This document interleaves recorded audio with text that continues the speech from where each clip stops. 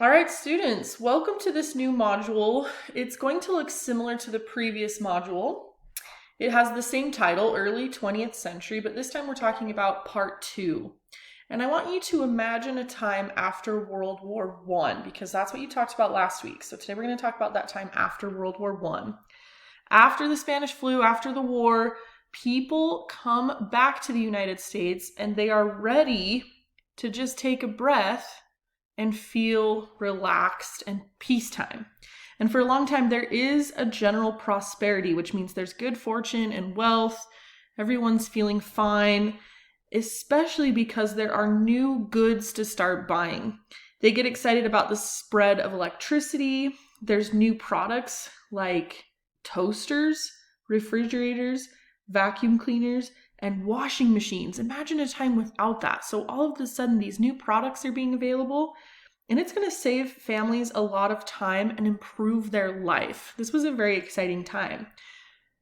Now, if you didn't have the money to buy all those new things right then and there, you could use something called credit. And you've probably heard of credit. The most common version we use today is called a credit card. Credit allows a consumer to pay for a good or service over an extended period of time. Okay, so if you're buying something on credit, eventually you pay that credit back when you have the money. So credit cards can be really good because you can buy a lot more things, especially if you're a farmer at this time or a business owner. It's going to help you buy your farm equipment or build your business and make it stronger. But credit cards and credit can also be harmful. You get charged interest, which means extra fees that have to be paid for borrowing money or buying on credit. So a lot of people during this time kind of get stuck, unable to pay back those credits. That's one of the things that's going to contribute to the Great Depression. Okay, let's go to our next slide here. The Great Depression. So October 29th, 1929, it's also known as Black Tuesday. Panic spreads over a financial district called Wall Street. Wall Street is in New York City.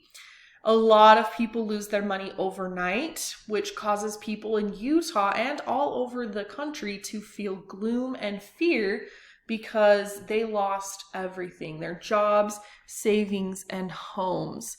When you do the reading for this module, you'll be able to read more specifically about what caused this Great Depression.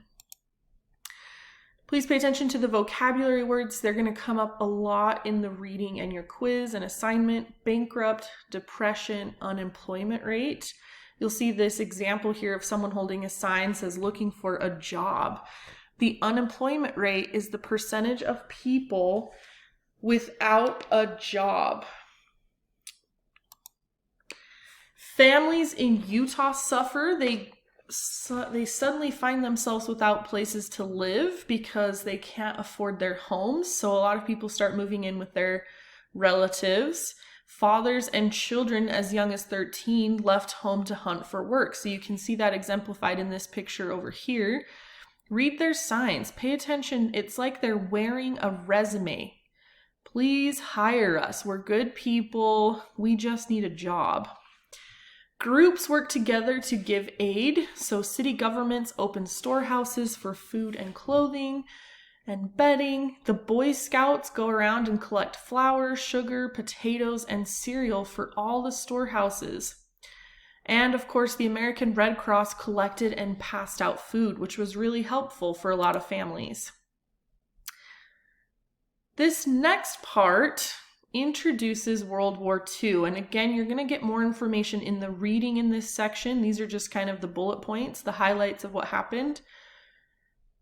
War was already going on in Europe and Asia, and for a long time the United States wanted to stay neutral. They did not want to get involved because they kind of viewed that as Europe's problems. So for a long time the United States ignored it until an attack of Pearl Harbor, Hawaii. After that, United States citizens didn't feel like they could remain neutral, and the president asked Congress to declare war. And Congress declared war against Japan the day after this attack. And then after that, a couple days later, Germany and Italy declare war against the United States. So now we're going to be involved in a world war again. This doesn't happen too long after the First World War. A lot of people remember how horrible it was. That's why they tried to stay away from it from so long. The positive part about World War II, if you can find a positive part, is that it stimulated our economy. It created a lot of opportunities for jobs and employment, not just for men, but also for women. We also see some of our Utah people step up and volunteer, including the Navajo code talkers. Because they spoke Navajo, a language that is very rare, they were able to decipher and write codes that could not be intercepted. After Pearl Harbor, however, there was a lot of discrimination against Japanese Americans, and they were forced to live in camps like the one in Topaz, Utah. The way the war ended in 1945, the United States dropped atomic bombs in industrial cities in Japan. We won't spend a lot of time on that in this module, but we will talk about it in modules that are coming up. Okay, so we have this picture over here. This comes from our Utah textbook.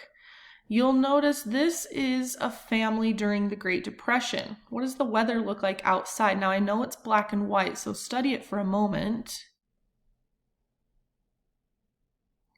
This right here is snow.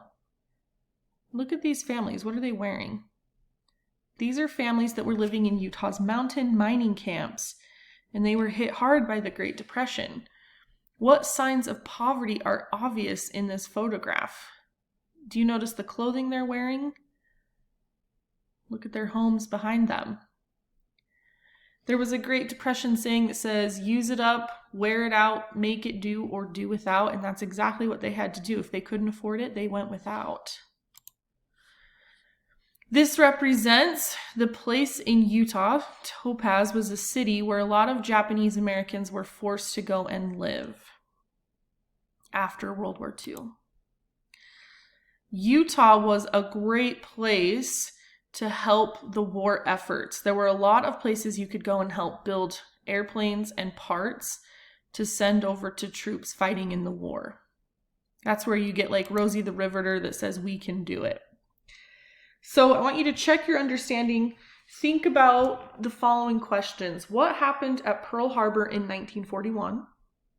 How did the United States respond? List 3 ways in which Utahns contributed to the war effort. Who were the Navajo code talkers? How did women's roles change during World War II? How were Japanese Americans treated during World War II and why?